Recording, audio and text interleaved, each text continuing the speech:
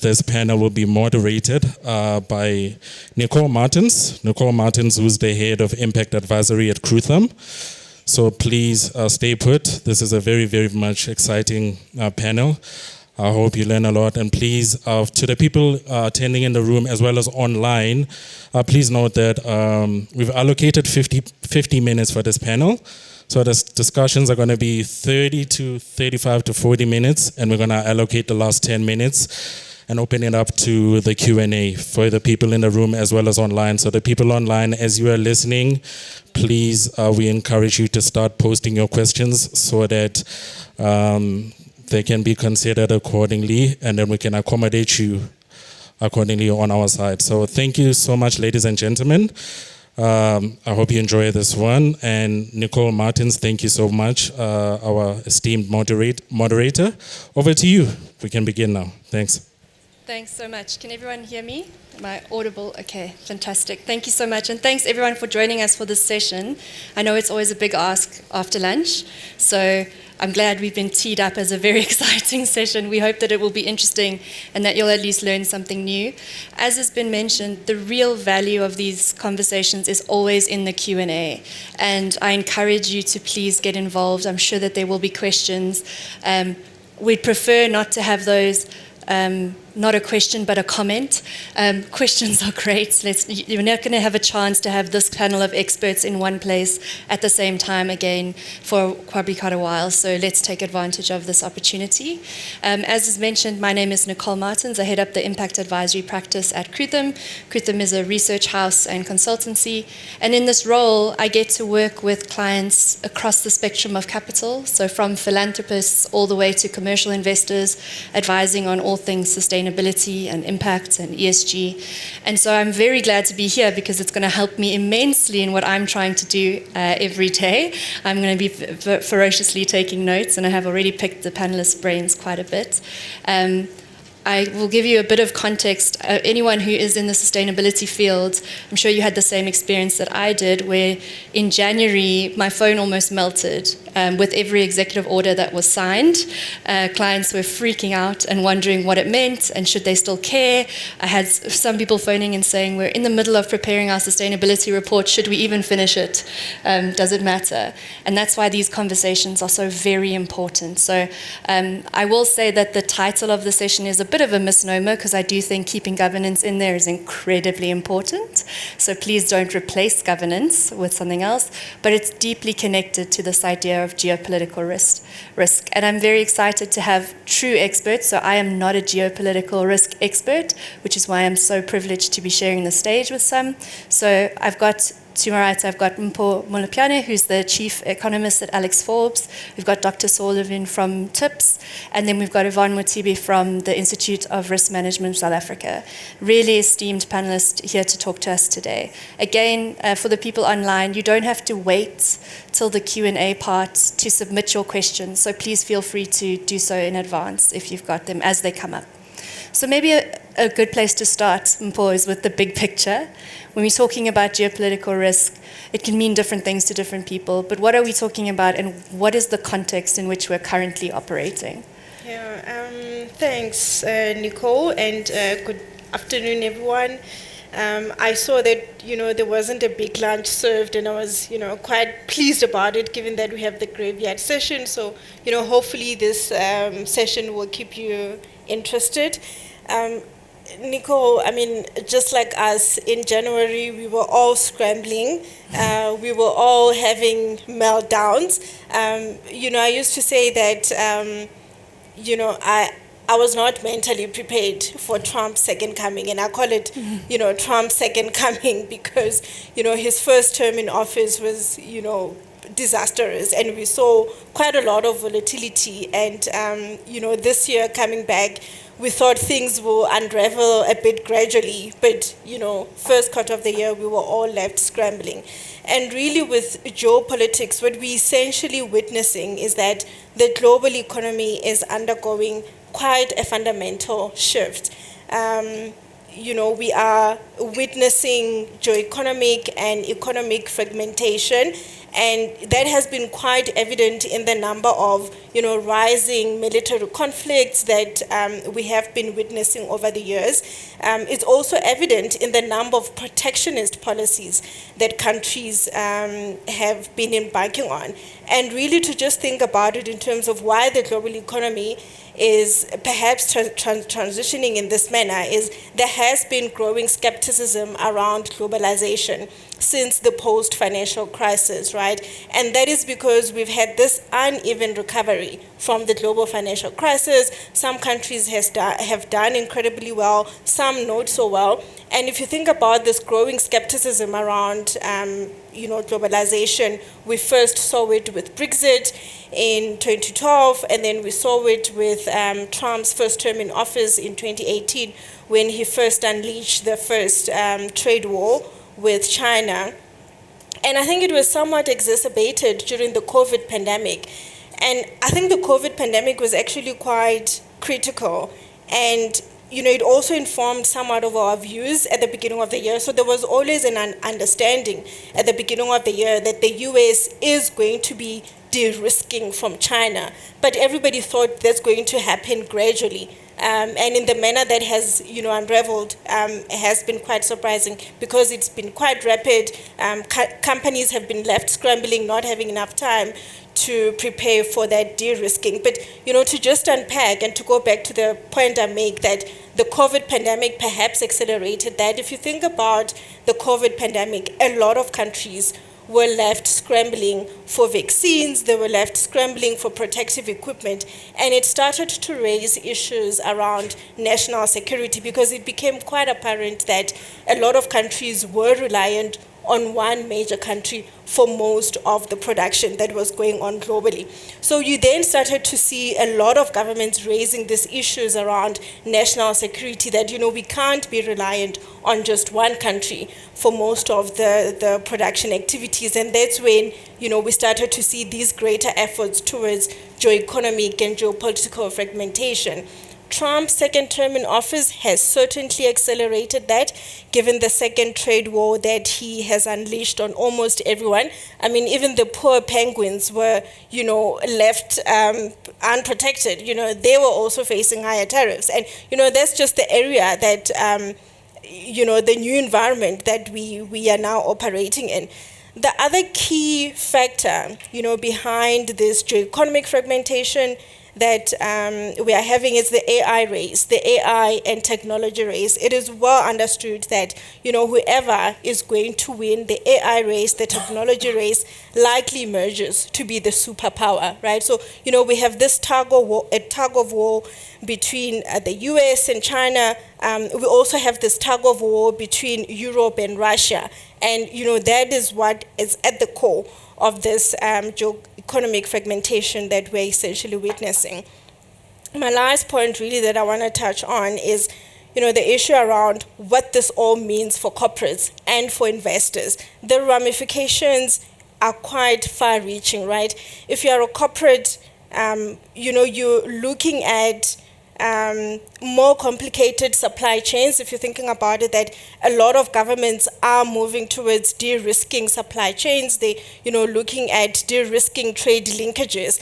And essentially what that means is that there's, more rise of looking into onshoring, nearshoring, friendshoring. And if you're a company, you have to be quite aware in terms of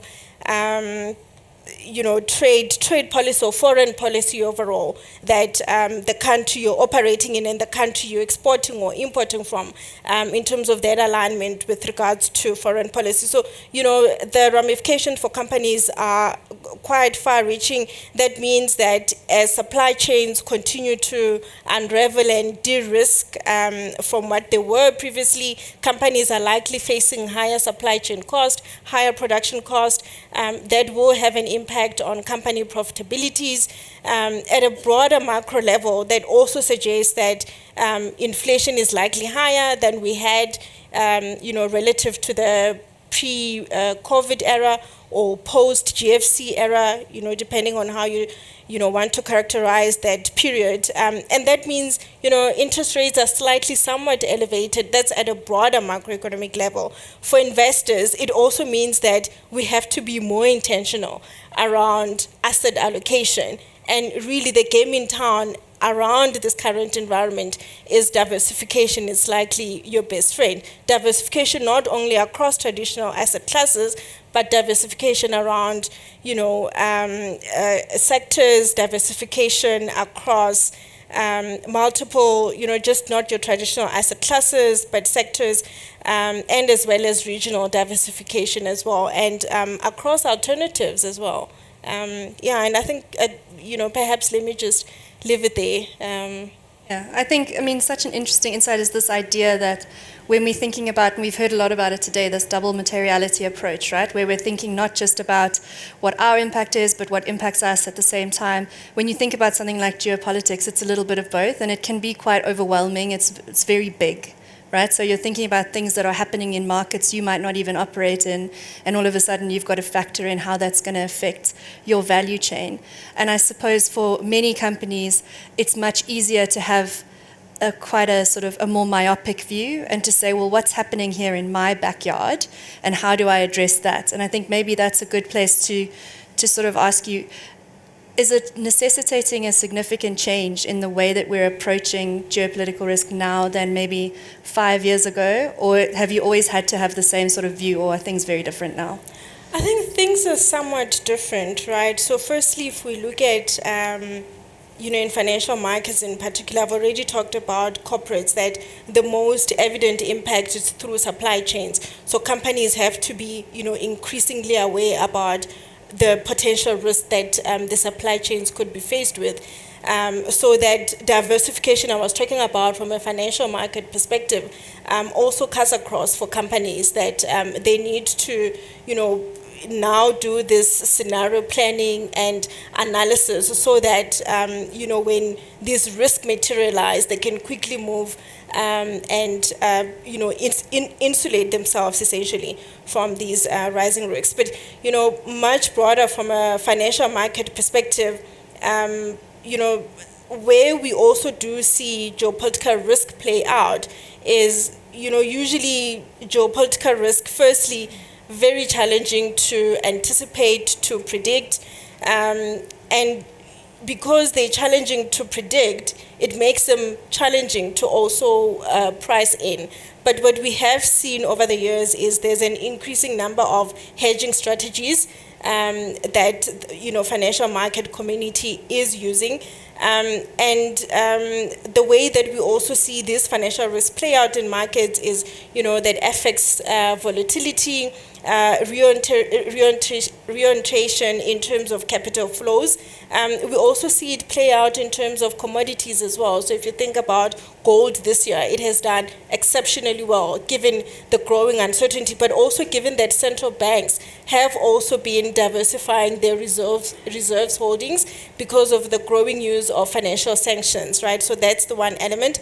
The other element as well is if we think about the Russia-Ukraine war. When Russia initially invaded Ukraine, we had the surge in oil prices, but also in agricultural commodities, just given how significant those two countries were in terms of the production of those respective commodities. So over the years, what that has meant is companies are and asset managers and asset allocators are using various hedging strategies to, try and hedge out this risks, because you cannot anticipate them, you cannot predict them, you cannot time them. So, the only thing you can do is to hedge them. And at the same time, at the risk of sounding like a broken record as well, diversification. Investors are becoming a lot more intentional about diversification, looking at foreign policy alignment and misalignment with respect to, their home countries and the countries which they're allocating capital to.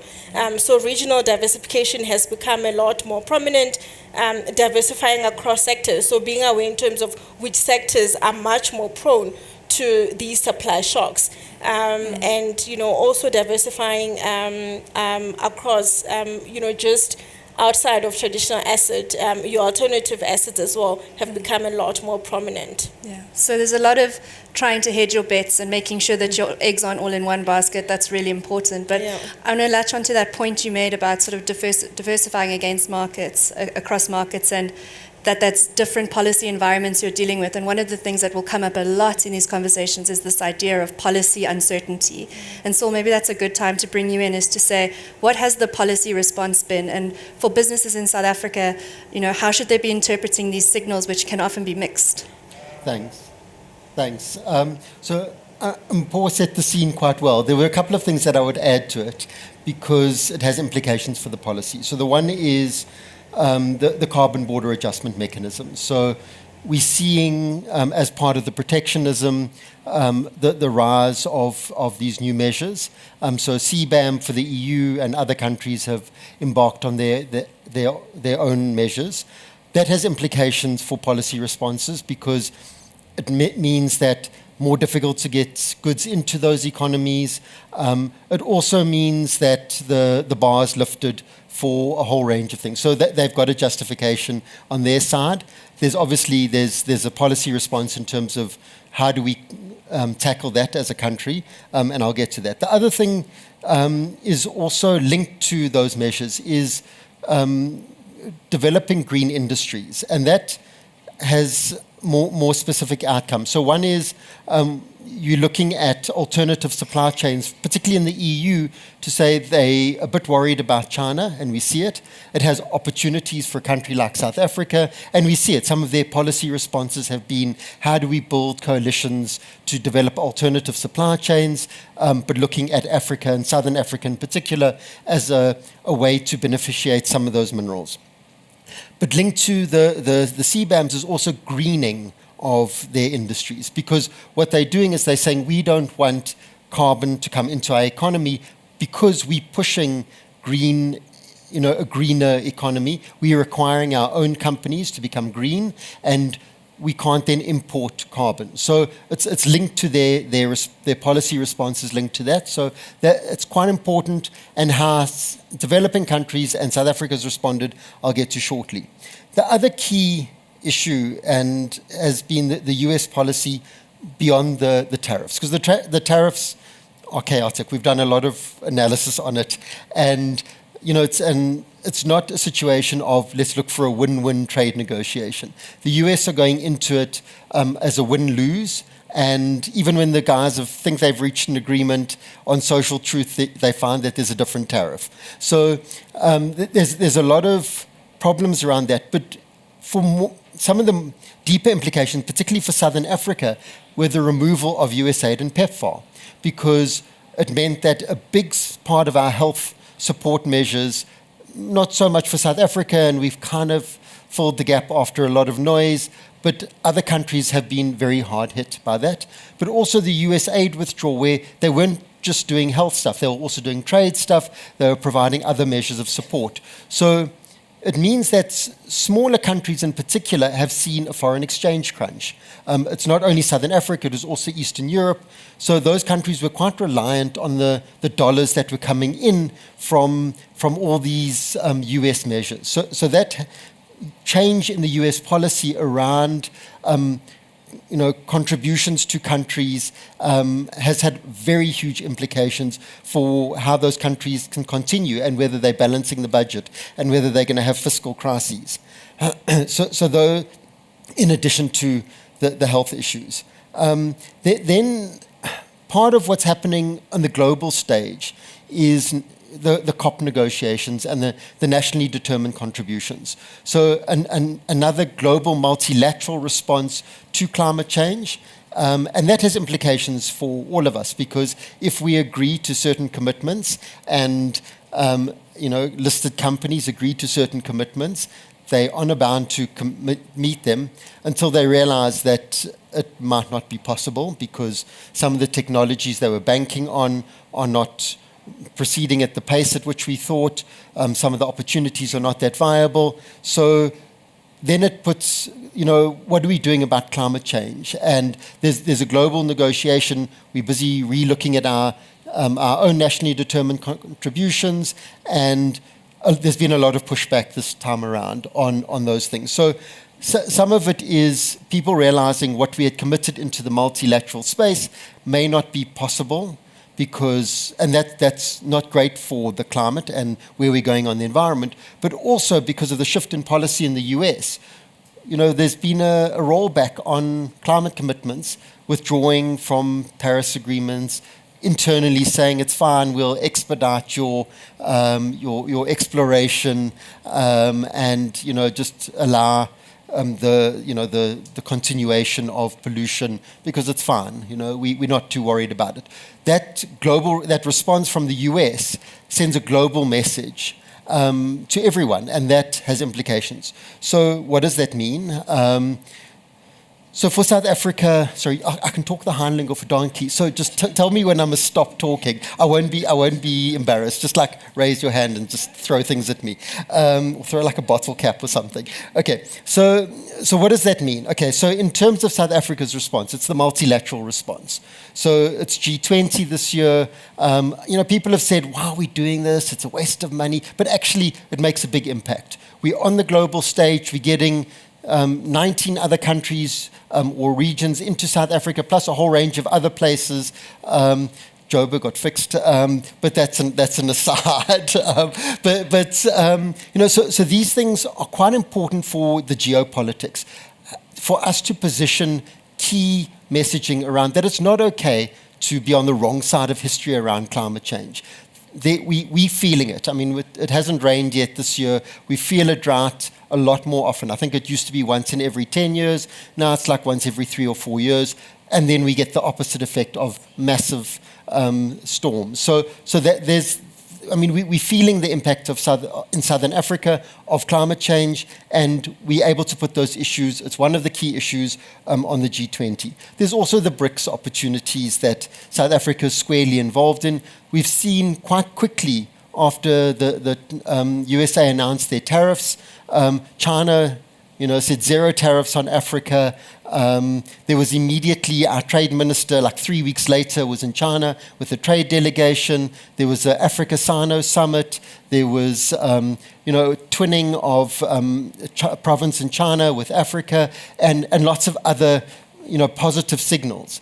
So this time last year, we thought, okay, the US will definitely keep a goer because it's bipartisan. Everyone loves it. This time this year, we're saying, well, there's no AGOA. But China have said, okay, well, we'll buy a lot of your stuff. We'll work with you. We'll partner with you. We'll also look at some investment into your economy. So the world is changing, and South Africa's role in BRICS is quite important. There's also the UN stuff that we're engaged in and the multilateral things. There's also, importantly, the key role that we're playing around the Africa Continental Free Trade Agreement, the great acronym of the AFCFTA. I've practiced that many times, so I'm getting good at saying it. But the AFCFTA is really important because it does open up a whole lot of new opportunities and gives us space to think differently about the continent and the opportunities on the continent. But it means that companies have to do things differently. Coming back to the climate issues and what it means is, we do have the multilateral commitments. We are looking at how we can reduce our emissions. So the implications for companies are we have to start today to meet our climate commitment obligations. So some industries at maybe 30 years, they might find the final impact. But if we don't start doing things today, it means that we may wake up later with even worse climate impacts and much more destruction in the planet. So the geopolitics links directly into the environmental and social issues because these are all really, really key in how we understand the world. So doing things today means, if we think about, for example, electric vehicles, they're not very, prevalent on the roads at the moment, but we know that in 30 years, we might find petrol pump attendants no longer have an opportunity to find work, and there's a whole layer, of people who are not employable because, it's you plug it in, and it's not being done at petrol stations, or whatever they will be called in the future, energy stations. A lot of it can be done at home or in shopping centres or wherever. So thinking now about the skilling that's required, the different way we're approaching the workforce, how we look at the future job in that sector starts to become really important. Then in terms of what we're saying about...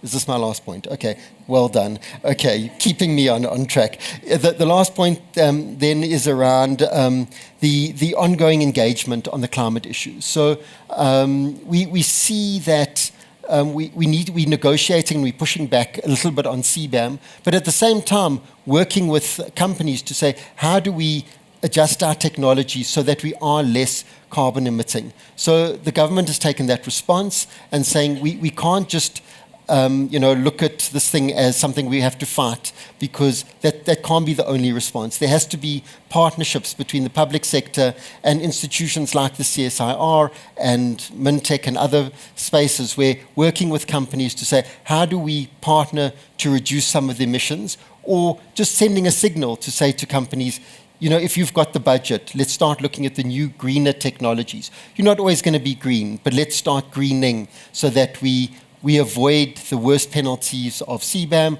We're also looking at greening our grid, and Eskom has got now opportunities to start investing in renewables, so that will also help with some of the greening pathways. I'll stop there. That's great. And I think, so really interesting when you zoom out enough to see that the policy response, at least domestically, is firmly rooted in an acknowledgement that these things are cyclical, and that it's not, the overarching momentum remains the same, and it remains steadfast and focused on more sustainability, not less. And that we have a bit of a slowdown at the moment, but it's not stopping and reversing, as I think the rhetoric might lead you to believe. And so it's fully in your interest, in your best interest as a company in any market, but particularly in South Africa, to remain proactive, and to take a progressive stance on these issues, and to make sure that you are working to meet the best practice level, not the sort of lowest base level of compliance level, because it is only rapidly increasing. Which is maybe a great time to get to you, Yvonne, to ask you, I know you guys have done a lot of work in this space. What are companies doing? What can they do? If you're sitting listening to this conversation and you're the chief risk officer of your organization, what does leadership look like? Yeah, I'm not sure. Thanks, Nicole. And I think what I'm going to be saying, really, it's going to be layering on what both Mpho and Saul already articulated, which I think is a good, way of setting the tone. So maybe just to give a bit of context in terms of what you referred to as the work that we're doing. As an institute, I think we've got a footprint across the world, and with that, what it means, the work that we do triangulates perspectives across global viewpoints to what the continent really views as pertinent issues, and narrowing that down to hone into SADC and in particular South Africa. So you would have the World Economic Forum issuing their risk report, which happens every year, February, roundabout. And as subscribers to the World Economic Forum, then later on in the year, around July, we issue the Institute of Risk Management risk report. And what is fascinating about this year's risk report we've just launched is you'd have the World Economic Forum participants counting up to around about 900 for this year's risk report. While we've had AMSA's risk report surpassing that, and now if you're going to be speaking research, you'll agree with me that the bigger the sample of your population, the more credible data is, right? So we've gone way above 1,000, which really, in terms of credibility, gives you that level of assurance. So what is interesting coming from these perspectives is how the risk managers, CROs, if you like, taking heed of the global shift to actually explore opportunities out of that. We've seen the likes of your Maersk, that conglomerate logistic and shipment company in the world. They've actually gone not only to elevate the voice of risk management, but to bring alongside the chief risk officer what we call a chief geopolitical advisor, which is cyclical, right? It's not something that you would want to have structurally confined to your systems internally. But I think we are now living in an era where should there be a need for agility to be brought onto your own internal structures, you allow for that to happen, because what you're hoping to do is to have a system that is pro-resilience. In other words, it's going to adapt to change and enable you as an organization, to be better prepared in terms of responding to these changes. So what are some of those things that are likely to bring that capability internally? And one of the skill sets that leaders across the world still lack in terms of, how do we even make sense of the changes that we come across the world is precisely that. How do we analyze? And you'll see that actually the WEF Future of Work report would highlight some of these to say, amongst the jobs or work that are perceived to become obsolete into the future, risk is certainly not one of them. So risk is the career of the future. Why? Because it comes with predictive capabilities. And that talks to big data. It talks to data analytics capabilities. It talks to foresight capabilities, which is one of the things that we're missing from the people who are seated around the boardroom tables, the board, for instance. So to what extent do they actually give or grant that chief risk officer airtime, to postulate issues such that, they are able to integrate that and make meaning out of that in terms of their own strategies and business, how it stands looking into the future. So I think structurally that is some of the things that we've seen come through. But what I want to highlight again here is, how agile businesses has, become. We've seen with Maersk, for instance, when you would remember at the time that we had issues around the corridor through which, you'd have your shipment pass through the Red Sea and Black Sea. There were issues around there. There were also issues during the time of Houthi, throwing stones into the shipment crossing through the Red Sea, right? So what Maersk did, which is quite fascinating, they immediately, and they had amongst their scenario planning exercises, which is quite fundamental, they had not only limited themselves to stress testing on a single particular aspect, but what they did, they applied a compounded stress testing methodology. What it means is instead of doing your stress test based on a single aspect, which is likely to impact on your strategy, they looked into crisis, they looked into cyber, they looked into geopolitics, and they then are able to address holistically all these aspects in terms of, how do we then, work into our strategy some of these things as we see them developing in the world. So they would, as opposed to using that path, then, divert in terms of moving around the African continent to get their shipment across. So the Cape of Good Hope would be a good point. So from ourselves as the African continent, but I want to speak about South Africa. But before I get to that point, I think what I want to elevate out of now that diversion, which I think diversity is one of the key aspects that we're talking to today, is it might come to diversify, might come costly, depending on what you're looking at. It might also come, in terms of creating longer lead time for your deliverables. So instead of having your shipment taking 2 weeks, it's likely to take a month because it needs to round about the Cape Point. So that obviously from a financial point of view is going to have an impact. But delivery is still going to happen. Continuity is sustained, right? Business still survives, which is quite critical. And what we've seen now with that, coming back to South Africa, is, what would appear as a risk to someone in another region of the world is likely to be an opportunity for us. That certainly brought business for South Africa. So I'm not happy for what happened, but I'm pretty pleased, that we seized that opportunity. And that's how risk managers and CROs in particular are really driving risk management, because you would have technically ISO 31000 talking of risk as that uncertainty and the effect it will have on objectives.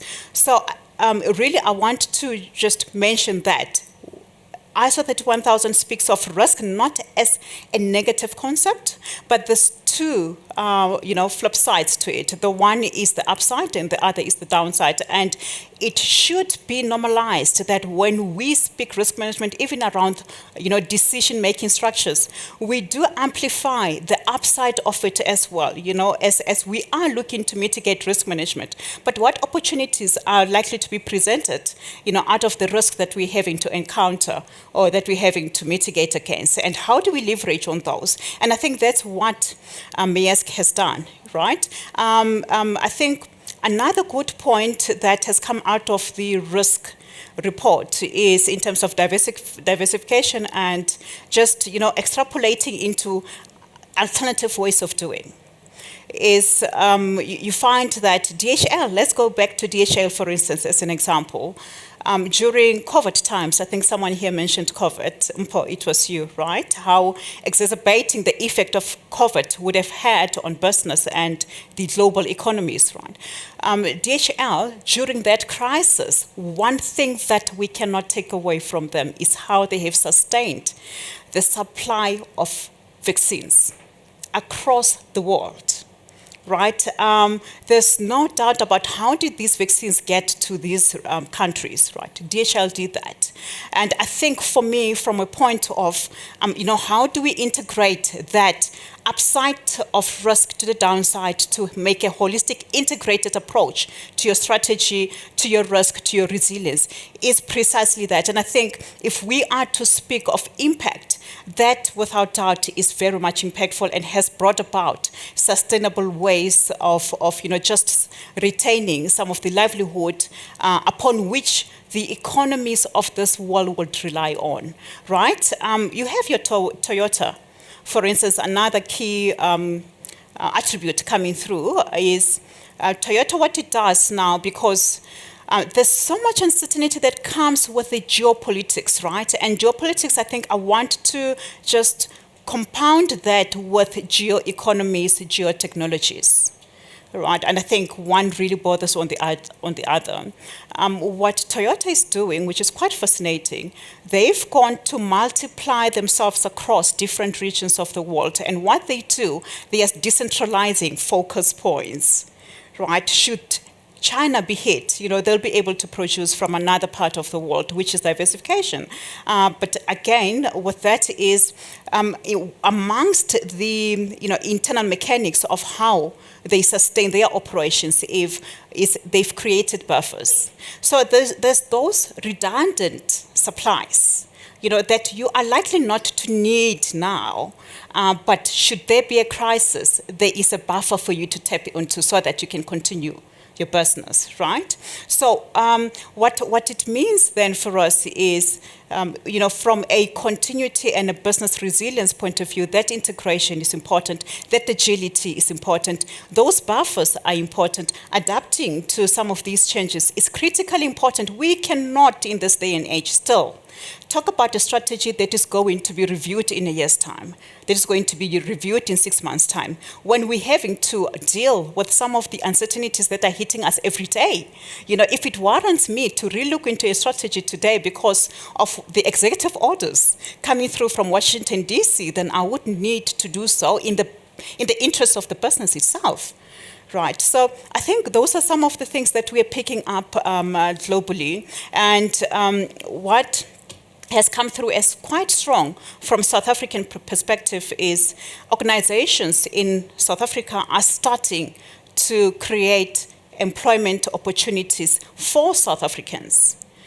So employing South Africans first, and I think also our regulators and the government in particular has become quite strict in terms of that because they're looking at reducing reliance on import.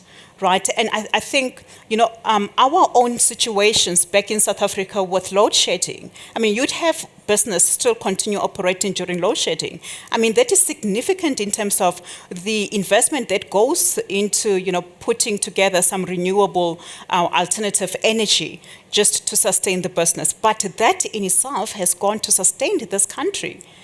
Because should I need that medication during the time of load shedding, I was still able to access it. So it is these very companies that has brought the resilience that we are known for as a people and as a country, which is really fascinating. So I think those are some of the great perspective that has come out of the risk report that we've issued. And that risk report is available. I would encourage anyone here. And later on, I'll be speaking about, when the King Committee talks about the King Code, so to speak, King 5 is coming now in October, when they talk about the 6 capitals.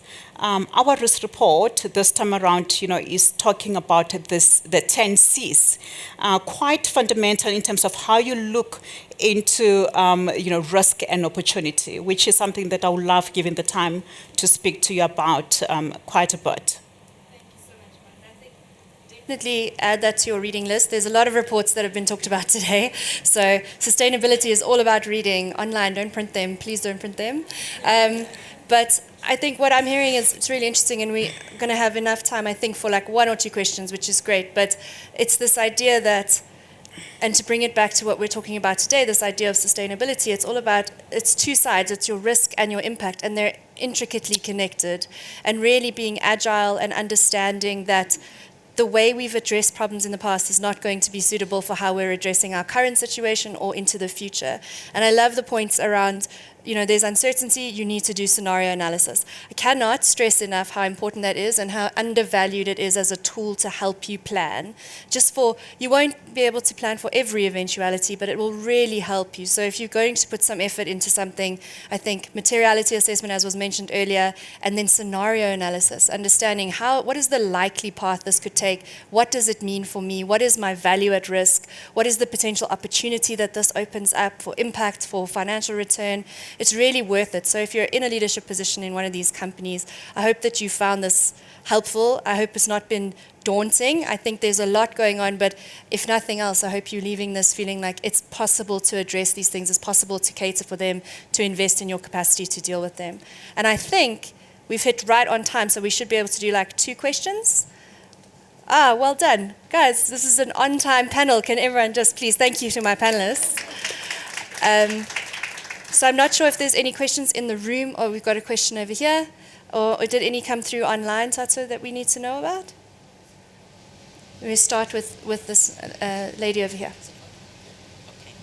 Thank you very much for the fascinating presentations. I was even stuck as to which one to follow up on, but as a risk practitioner, I'll be more tempted to speak to the CEO of IMSA and say maybe to what extent can we let IMSA assist in terms of the awareness of the upward side of the geopolitical risks. I'm looking more at a point where I think there will also be reference in terms of the trade agreements, looking from a continental point of view as to how Africa as a continent, as a source of the global resources that we have, minerals that we have as this continent, how do we then take the upward side of the geopolitical risk in terms of those trade agreements within the continent and ensuring that the continent can play its control role that it has as a capacity. But to what extent are the African countries actually taking advantage of that and leverage on the upward side of the geopolitical risk?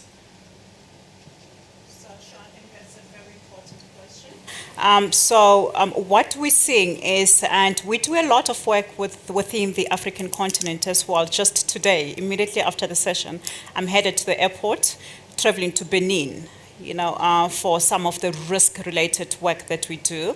And,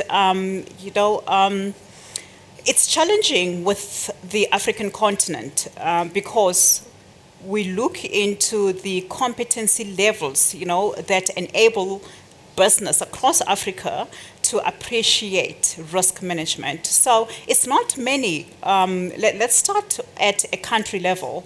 Not many countries in Africa has got bodies that capacity building bodies and enabling and professionalizing certifying bodies as AMSA.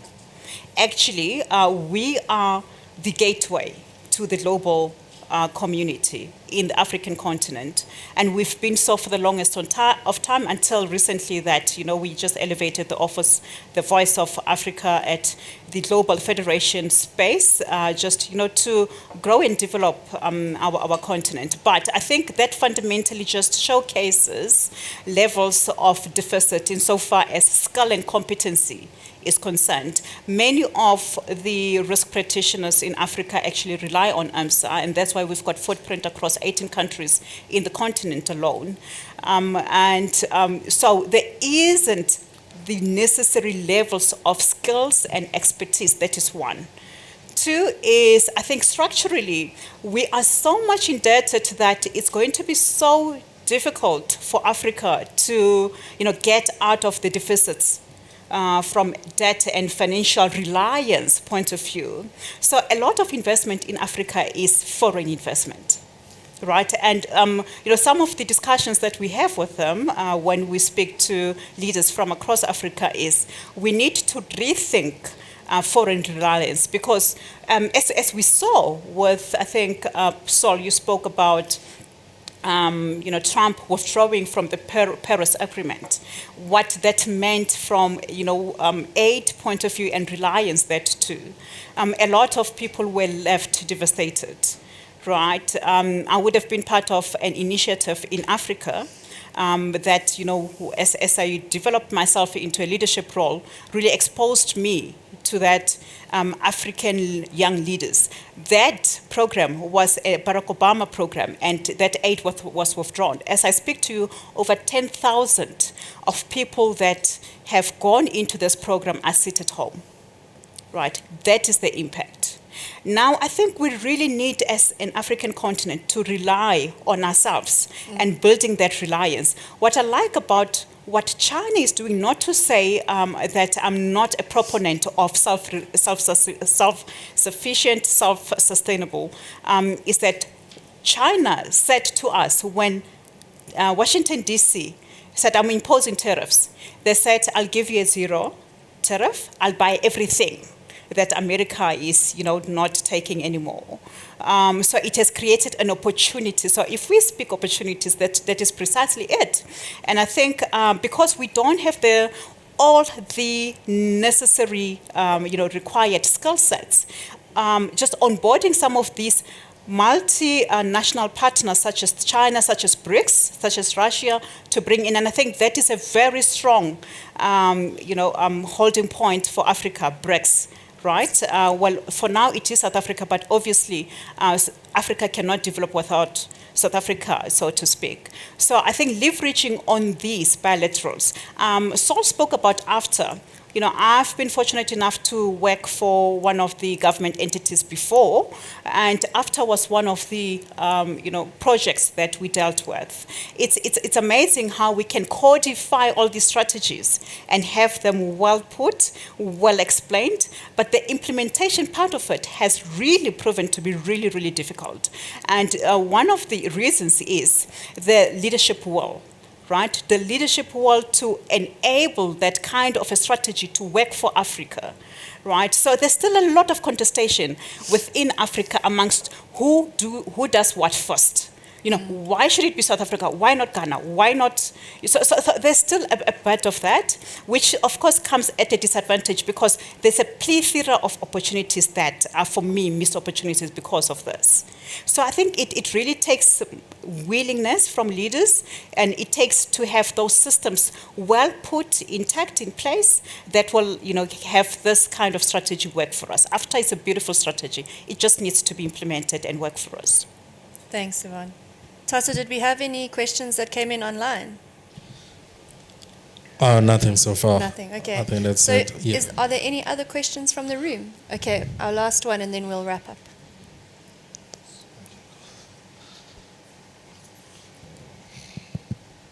Thank you. Hi, everyone. My name is Smeya from SNG Grant Thornton. I think my question is a bit different. It's more on the finance side. So everyone's read the Paris Agreement, what it entails. We understand what the global north has to do for the global south in terms of enablement. But when we go and we're talking now Africa-wide, we often say, they often say there is money, but the difficulty is how are we going to get the money into Africa, because there isn't proper instruments, etc., or there aren't any enabling development finance institutions that can assist. So maybe I want to, and it could be anyone from the panel, but maybe Umpo, just with your background, to understand what do you think are the barriers that are stopping the money from coming into Africa and for people to access this money? Because there is money, right? And there has been promises made, there have been pledges made. So just, in your opinion, what would be the barriers that you're seeing, or anyone would like to contribute? Thank you. Thanks. Somewhat challenging question, but I'll tackle it from an alternative investment point of view. So these are investments into infrastructure projects, from public infrastructure to your more public-private infrastructure projects. I think where the barriers are, I think there's also some misconceptions. I think firstly there are some misconceptions around project profitability and project risks that are associated with doing infrastructure projects in the African space. I think there's always a concern that there'll be defaults, investors won't be able to recuperate their returns, they won't be able to get the investment returns back. And I think that's a misconception. The PIC has, done incredible work to show that actually, infrastructure projects in the African continent tend to have very low default rates because they go through like a rigorous progress, right? Then the other side of it as well is that, when we look at public infrastructure projects, I think the unfortunate part of it is if a government is going to be raising money in financial markets, either through infrastructure bond or Euro bond or even a, normal government bond, like let's take South Africa for instance, you're raising money and you're paying about 8 to 10% interest cost. But if you are building a public road or if you are building a public school, there isn't any mechanism for you to actually raise funds to be able to pay that debt you raised. So that's another issue, and it's an issue that Yvonne also spoke about, that our high debt levels also tend to constrain us. So, there definitely has to be more concerted effort to look at cheaper sources of funding and, hence collaborative work with institutions such as the IMF, World Bank, that have concessional funding, which tends to be more on the cheaper side. It's quite instrumental. Yeah, so, I think I'll just leave it there. There's, both misconceptions around the risk, but also, funding this critical public infrastructure. We need much cheaper sources of funding for that. Thanks. So I'm doing a, okay, we don't have time. Yeah, we don't have time. I encourage you Thank to have a panelists chat and in the moderator. tea break. Thank you so much. Thank you so Awesome. much to my panelists. I really appreciate it. Please do pick their brains when they're out and about in between the sessions and afterwards. I really value it. Thank you so much, guys. Thank you. Thank you.